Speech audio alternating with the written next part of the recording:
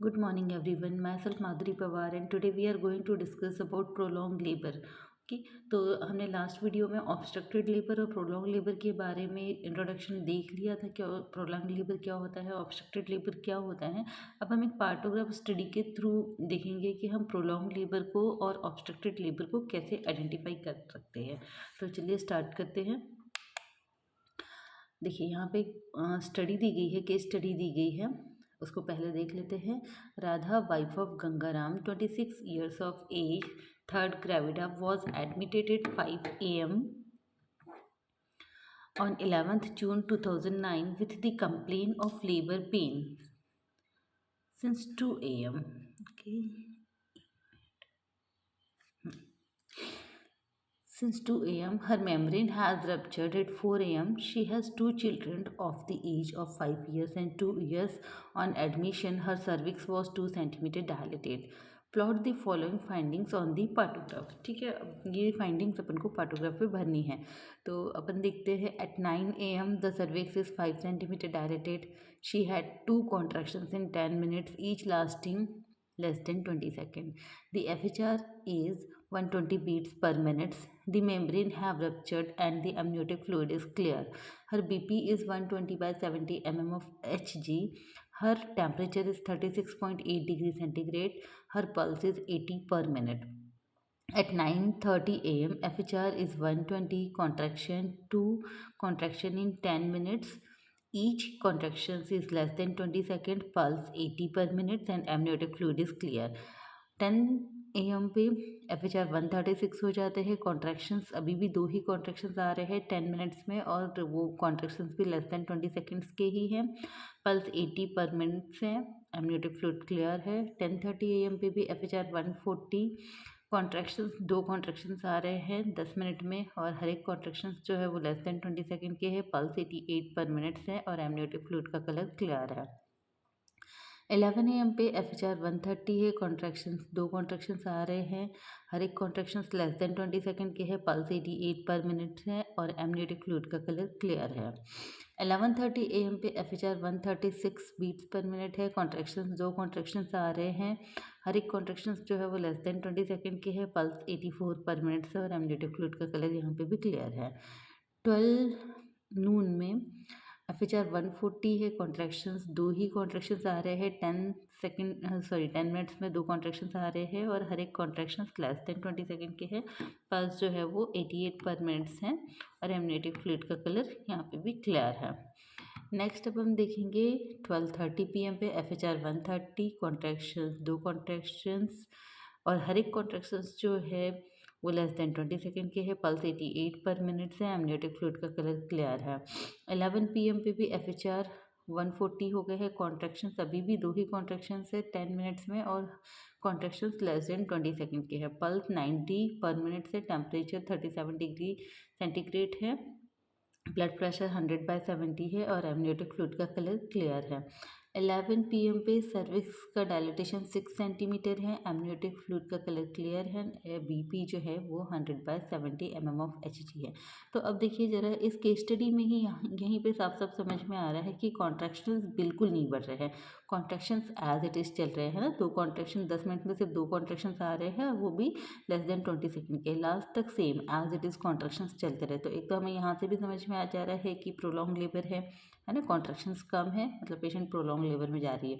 Next cervical dilatation भी अब हम देखते हैं। 4 घंटे बाद हमने PV किया, यहाँ पे 6 सेंटीमीटर ही है सर्वाइकल डायलिटेशन, मतलब 4 घंटे में 1 सेंटीमीटर सर्वाइकल डायलिटेशन बढ़ा है। और हमने जब 9 AM पे PV किया था तो यहाँ पे 5 सेंटीमीटर था, जबकि जब पेशेंट एक्टिव लेबर में होती है तो 1 सेंटीमीटर पर आवर्स की रेट से सर्वाइकल डायलिटेशन बढ़ना चाहिए। तो 5 सेंटीमीटर था यहाँ पे, तो 4 घंटे बाद यहाँ पे 9 सेंटीमीटर के आसपास हो जाना चाहिए था। ओके, तो यहाँ पे मतलब ना सर्वाइकल डायलिटेशन बढ़ा है और ना ही कॉन्ट्रैक्शंस बढ़े हैं। ठीक है, तो यहाँ से भी समझ में आता है कि ये प्रोलॉन्ग लेबर है। आगे हम पार्टोग्राफ के थ्रू भी देख लेते हैं।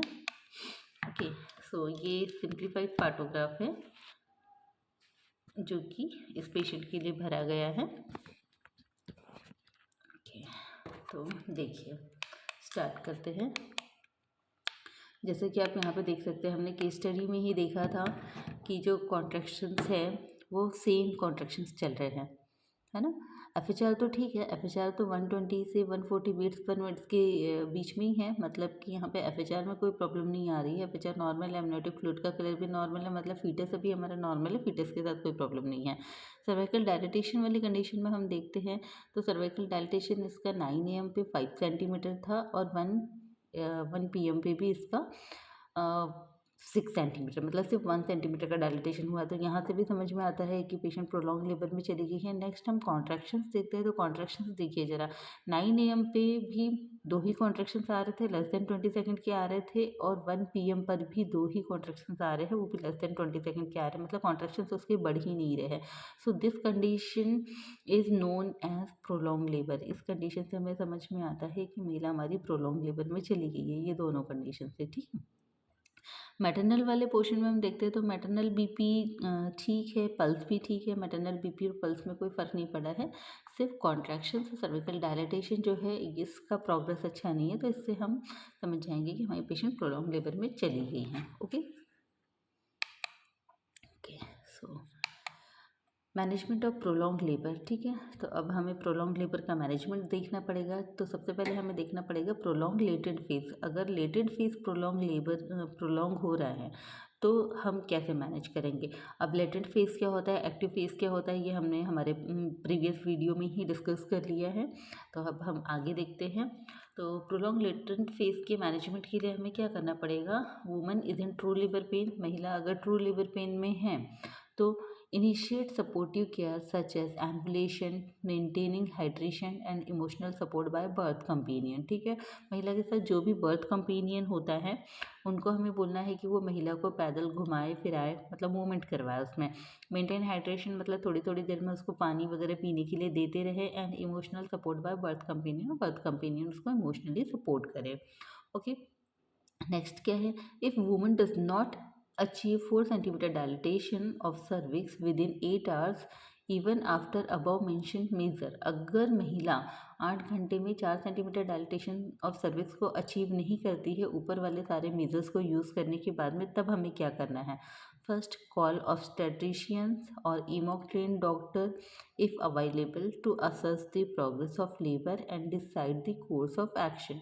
अगर आपकी फैसिलिटी पे ऑब्स्टेट्रिशियन अवेलेबल है या इमॉक ट्रेन डॉक्टर अवेलेबल है, ठीक है। इमॉक ट्रेन डॉक्टर क्या होते हैं, ठीक है, emergency obstetrical and gynaecological care के लिए डॉक्टर्स को ट्रेन किया जाता है। 6 मंथ की ट्रेनिंग होती है, एमबीबीएस डॉक्टर्स को इसमें ट्रेन किया जाता है। तो अगर वो डॉक्टर्स आपके पास अवेलेबल है तो आप उन्हें सूचना दे सकते हैं, उन्हें बता सकते हैं। और अगर आपके पास डॉक्टर्स अवेलेबल नहीं है तो उस कंडीशन में आपको क्या करना पड़ेगा, मतलब ये वाला कंडीशन कहाँ बनता है, पीएचसी पे बनता है, सब सेंटर पे बनता है। तो इस कंडीशन में आपको क्या करना पड़ेगा, refer the case to higher centre. आपको केस को हायर सेंटर पे रेफर करना पड़ेगा।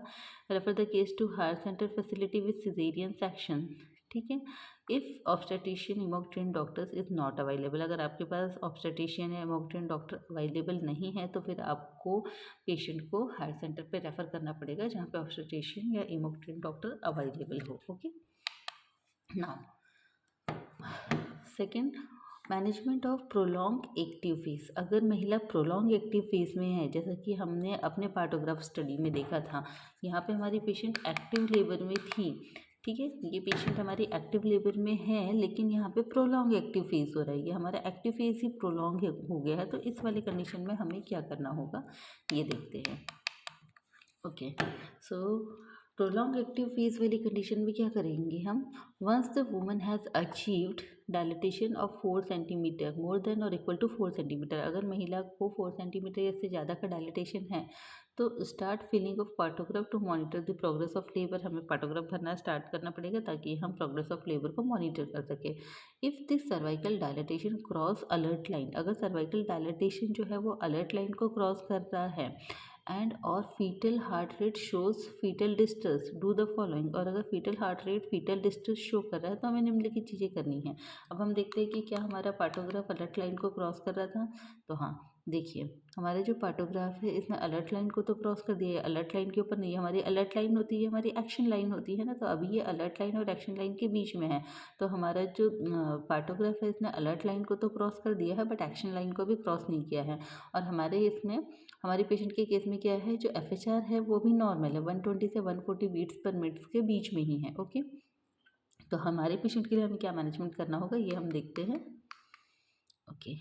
So if the cervical dilatation crosses the alert line or the fetal heart rate shows fetal distress, do the following. या तो आपका जो पार्टोग्राफ है उसने अलर्ट लाइन को क्रॉस किया हुआ होना चाहिए, या फिर जो फीटल हार्ट रेट है उसकी उसमें ये शो होना चाहिए कि फीटल डिस्ट्रेस हो रहा है, तब आपको ये चीज़ें करनी होगी। आपको इमोक्ट्रिन डॉक्टर या ऑब्स्टेट्रिशियन को कॉल करना पड़ेगा if available to assess the progress of labour and decide the course of action. अगर आपके पास डॉक्टर्स अवेलेबल है तो आपको डॉक्टर को कॉल करके बुलाना पड़ेगा। और अगर आपके पास डॉक्टर अवेलेबल नहीं है तो आपको refer the patient to higher centre, आपको हायर सेंटर पर रेफ़र करना पड़ेगा जहाँ पे सिज़ेरियन सेक्शन की फैसिलिटी है और इमोक्ट्रिन डॉक्टर या ऑब्स्टेट्रिशियन दोनों अवेलेबल है। ठीक है, वहाँ पे आपको रेफ़र करना पड़ेगा। Management of prolong expulsive phase. अब प्रोलॉन्ग एक्सपल्सिव फेज क्या होता है? प्रोलॉन्ग एक्सपल्सिव फेज का मतलब होता है अभी हमारी patient second stage of labour में जा चुकी है, मतलब सर्वाइकल डायलिटेशन फुल हो चुका है ना, और डिलीवरी नहीं हुई है। तो once the woman has achieved full dilatation of cervix, जब महिला फुल डायलिटेशन ऑफ सर्विक्स में आ जाती हैं, that is second stage of labour, monitor fetal heart rate, contraction and descent of head. तब हमें क्या है, फीटल हार्ट रेट को मॉनिटर करना है, कॉन्ट्रैक्शंस को मॉनिटर करना है और हेड के डिसेंट को मॉनिटर करना है। If delivery of baby does not happens with in 2 hours of full dilatation of cervix, अगर बेबी की जो डिलीवरी है 2 घंटे के अंदर में नहीं होती है, सर्वाइकल डायलिटेशन जब फुल डायलिटेशन हो जाता है उसके 2 घंटे के अंदर में नहीं होती है, और there are sign of fetal distress, do the following. और अगर यहाँ पे आपको फीटल डिस्ट्रेस के साइन मिल रहे हैं तो आपको निम्नलिखित चीज़ें करनी है। कॉल द ऑब्स्टेट्रिशियन और EmOC train doctor if available to assist the progress of labour and decide the course of action. यहाँ पे भी आपको इमोक ट्रेन डॉक्टर को कॉल करना है, ऑब्स्टेट्रिशियन को कॉल करना है, ताकि वो पेशेंट की कंडीशन को असेस कर सके। और अगर आपके पास डॉक्टर अवेलेबल नहीं है तो आपको हायर फैसिलिटी पे रेफर करना है जहाँ पे सिजेरियन सेक्शन की फैसिलिटीज़ अवेलेबल हो। ओके, तो आई होप आप लोगों को समझ में आया होगा कि प्रोलॉन्ग लेबर में हमें क्या क्या कंडीशन में क्या क्या करना है, प्रोलॉन्ग लेटेंट फेज में हमें क्या करना है, प्रोलॉन्ग एक्टिव फेज में हमें क्या करना है, और प्रोलॉन्ग एक्सपल्सिव फेज में क्या करना है। तीनों में अगर हमारे पास डॉक्टर्स अवेलेबल नहीं हैं तो हमें पेशेंट को रेफ़र करना है। ओके, अब देखिए डॉक्टर्स यहाँ पे क्या करते हैं, वो अकॉर्डिंग टू द कंडीशन वो डिसीजन लेते हैं। अगर FHR नॉर्मल है तो वो ऑगमेंटेशन ऑफ लेबर करेंगे, और वो हो सकता है कॉन्ट्रैक्शंस वगैरह बढ़ाने के लिए कुछ मेडिसिन दे पेशेंट को, ठीक है, लेकिन वहाँ पे भी वो उस कंडीशन में ही मेडिसिन देंगे। जैसे कई बार ऐसा होता है कि डॉक्टर्स मिसोप्रोस्टोल वगैरह देते हैं या थोड़ा सा ऑक्सीटोसिन वगैरह ड्रग डाल के देते हैं, बट ये सिर्फ उसी कंडीशन में होता है जब आपके पास एनेस्थेटिस्ट अवेलेबल हो, आपके पास ऑब्स्टेट्रिशियन अवेलेबल हो, आपके पास OT अवेलेबल हो, सिर्फ उसी कंडीशन में ये वहाँ पे ऐसा कर सकते हैं। अदरवाइज़ ये भी नहीं किया जाता, ये सिर्फ उसी फैसिलिटीज़ में किया जाता है जहाँ पे आपके पास पूरा OT अवेलेबल हो और OT की सारी फैसिलिटीज़ अवेलेबल हो। ओके, सो आई होप आप लोगों को प्रोलॉन्ग लेबर समझ में आया होगा। अगर आपको वीडियो समझ में आया होगा तो चैनल को लाइक कर दीजिए, वीडियो को सब्सक्राइब कर दीजिए। Thank you so much.